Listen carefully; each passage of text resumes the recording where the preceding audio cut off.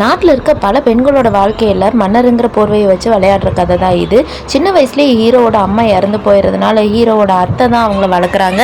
மும்பை கூட்டிகிட்டு போய் வளர்க்குறாங்க. ஹீரோ ரொம்ப முற்போக்குவாதியாக இருக்கார். எது நல்லது எது கெட்டதுன்னு அவர் பார்த்து பண்ணுறாரு. ஒரு பத்திரிகையை நடத்திட்டு வர்றாரு. மக்களுக்கு நல்ல கருத்துக்கள் சொல்கிறாரு. அன்னைக்கு ஒரு நாள் ஹோலி பண்டிகை வருது. ஹீரோயினை பார்க்குறாங்க. ஹீரோயினுக்கு இவருக்கு ஏற்கனவே நிச்சயதார்த்தம் ஆயிருக்கும். அன்னைக்கு அந்த ஹோலி பண்டிகை கொண்டாடுறதுக்கு அரசனும் வரான். அரசனோட முழு கண்ணும் இந்த ஹீரோயின் மேலே தான் இருக்குது.